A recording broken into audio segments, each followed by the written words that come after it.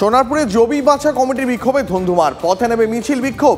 কৃষকদের জমির নথি জাল করে বিক্রি করার অভিযোগ, অনলাইনে জমির বিজ্ঞাপন দিয়ে প্রতারণার অভিযোগ। প্রতিবাদে বিক্ষোভ দেখায় জমি বাঁচা কমিটি। মৃত ব্যক্তিদের আধার কার্ড জাল করে প্লট বিক্রির অভিযোগ। কৃষকদের হাতে নোটিশ আসতেই ক্ষোভে ফেটে পড়েন তারা। তদন্তে নেমে 3 জনকে গ্রেপ্তার করেছে পুলিশ।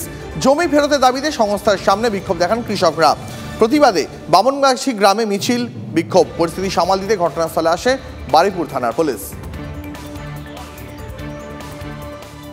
আমাদের জোর জুলুম করে 4.5 কাঠা জমি ঘরে দলিল আছে, আস্থা হয়ে গেছে, জোর জুলুম করে আস্থা করে নিয়েছে।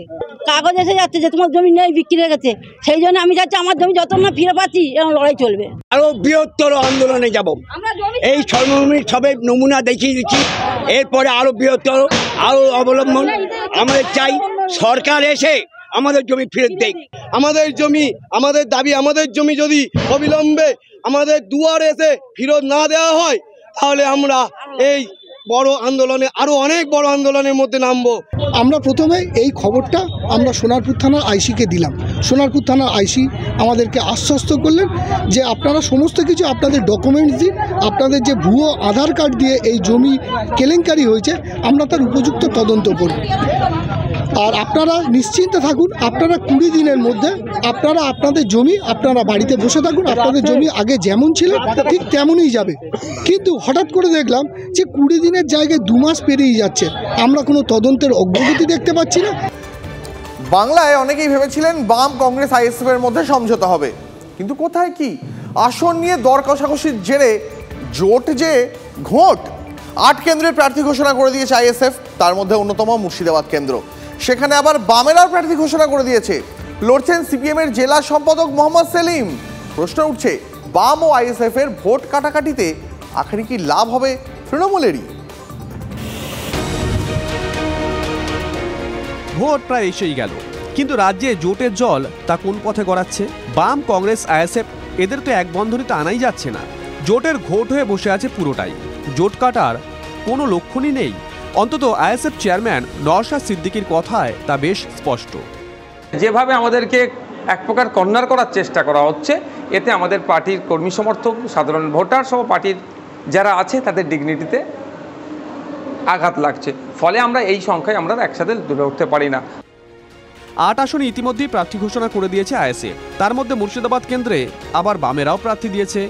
লড়াই করছেন খোদ সিপিআইএম এর রাজ্য সম্পাদক মোহাম্মদ সেলিম। এর মধ্যে আবার শোনা যাচ্ছে বাম আইএসএফ এর জোট হলে মুর্শিদাবাদ আসন থেকে প্রার্থী প্রত্যাহার করবে আইএসএফ। সিপিএম জেলা সম্পাদকের কথাতেও তেমনই ইঙ্গিত মিলেছে। আইএসএফ মুর্শিদাবাদে প্রার্থী ঘোষণা করলেও এখনো পর্যন্ত কোথাও দেওয়াল লিখন বা অন্য কিছু আমাদের চোখে পড়েনি। আমরা আশা করছি খুব শীঘ্রই প্রার্থী ঘোষণা করলেও সেই প্রার্থী হয়তো থাকবেন। আমরা আশাবাদী।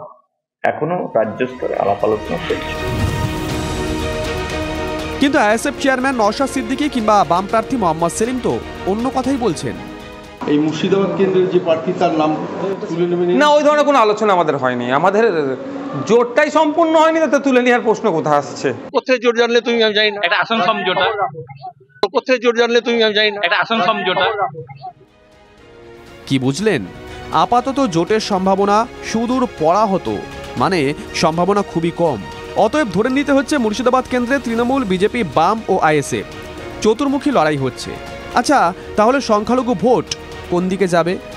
ভোট কাটাকুটির খেলায় আখেরে তৃণমূলের লাভ হবে না তো? তৃণমূলকে সুবিধা কাউকে পাইয়ে দিতে হবে না, আমরা হাত পাকারও ধরছি না। যেদের শক্তিমান আছে, রাজ্য নেতৃত্ব এসেছে এখানে। ভেবে দেখো, রাজ্য সম্পাদক এখানে যে ভোটে দাঁড়াচ্ছে, আমার তো মনে হয় জামানত ফেরত পাবে বলে আমার মনে হয় না। আর মোহাম্মদ সেলিম আর ওরা এক জায়গাতেই থাকবে। কিন্তু মুর্শিদাবাদ কেন্দ্রের কথা কেন বলছেন? আর রাজ্যে আর 5টা সিটেও আমরা যদি এককভাবে লড়াই করি, সামনে বিজেপি থাকবেন কি তৃণমূল থাকবেন কি লেফট ফ্রন্ট থাকবে কি কংগ্রেস থাকবে বা অন্য কোনো রাজনৈতিক আরও দল আছে থাকবে, সেটা নিয়ে আমরা বিবেচনা করব না। অতএব মুর্শিদাবাদ কেন্দ্রে জোরদার লড়াই হবে বলে মনে করছেন জেলার রাজনৈতিক মহল। সেখানে সংখ্যালঘু ভোট যে কোনো দিকেই খেলা ঘুরিয়ে দিতে পারে। মুর্শিদাবাদ থেকে কৌশিক ঘোষের রিপোর্ট, TV9 বাংলা।